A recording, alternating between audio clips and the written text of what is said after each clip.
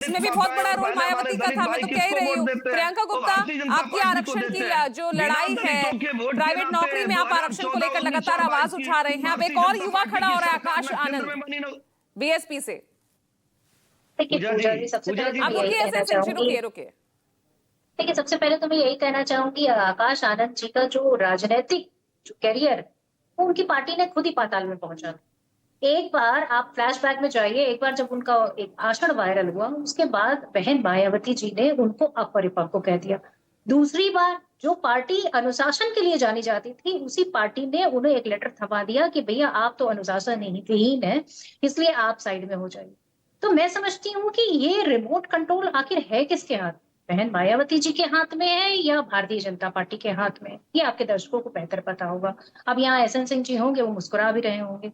दूसरी चीज मैं ये कहना चाहती हूँ कि आज लड़ाई लड़ कौन रहा है? ट्विटर पे मैसेज कर देने से क्या बहुजन समाज का भला हो जाएगा? बहुजन समाज का जो भला है उसको जातिगत जनगणना से होगा।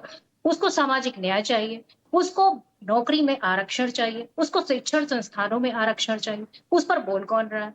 आप आदरणीय राहुल गांधी जी को देखिए, वो एक शैक्षण संस्थान के जो हॉस्टल है उसमें जाकर बच्चों से संवाद करना चाहते थे, और वो अंबेडकर जो है छात्रावास था, वहां जाने पर उन पर दो दो एफआईआर कर दी गई। तो लड़ाई कौन लड़ रहा है सड़क से लेकर संसद तक? एफआईआर को भी उन्होंने क्या कहा कि मैं मेडल समझ के उसको पहनता हूँ, वो गर्व का विषय है मेरे लिए, और वो ताकत है जो उन्हीं लोगों से, बहुजन समाज से मुझे मिलती है। तो उनकी लड़ाई अगर कोई लड़ रहा है सड़क पर, तो सिर्फ और सिर्फ आदरणीय राहुल गांधी जी लड़ रहे हैं। जातिगत जनगणना पर भारतीय जनता पार्टी जो मनुवादी सोच की पार्टी है, उसे घुटनों के बल लाने का काम अगर किसी ने किया, तो सिर्फ और सिर्फ इसका क्रेडिट जाता है आदरणीय राहुल गांधी जी को। और आज भी उन्होंने जो तेलंगाना में अपना मॉडल पेश किया, एक ऑथेंटिक पूरी तरीके से सर्वे कराया कि किस तरीके से किसकी कितनी भागीदारी होनी चाहिए, ये सुनिश्चित किया, और उस पर लगातार उनके उत्थान के लिए जो काम हो रहे हैं, उससे साफ साबित होता है कि कौन उनके लिए आज खड़ा।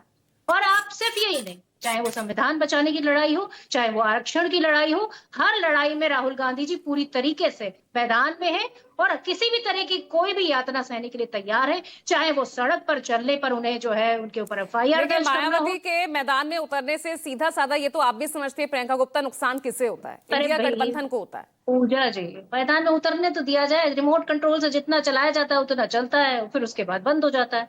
तो ये तो अब पूरी देश की जनता जान चुकी है कि भारतीय जनता पार्टी पूरी तरीके से जो है, पूरी तरीके से उस पार्टी को पूरी दुश्मन तरीके को से कभी अपने कमजोर हिसाब से नहीं चलाती समझना है। चाहिए ना प्रियंका जी। और नहीं, जब हम तो कमजोर समझते ही नहीं है। आपके मुताबिक आप कह रहे हैं कि हम तो कहते बीजेपी हैं कि लगातार बहुजन उन्हें समाज कंट्रोल के कर पास ही रही है, तो ताकत है। वो और सशक्त है फिर। पूजा जी, बहुजन समाज के पास ही ताकत है, और बहुजन समाज को उसका हक देना, उनका सामाजिक न्याय देना, उनको आरक्षण में भागीदारी देना, उनकी राजनीतिक हिस्सेदारी देना, उनको पूरी तरीके से आगे लाना, चाहे वो किसी भी फील्ड में हो, ये काम कौन कर रहा है? ये बहुजन समाज को सिर्फ हमें आगे ही तो बढ़ाना है, और करना क्या है? वही तो भारतीय जनता पार्टी चाहती है, बताइए क्योंकि यार रोहित, मनुवादी ये सोच की दलित पार्टी वोट है। बैंक की इस लड़ाई में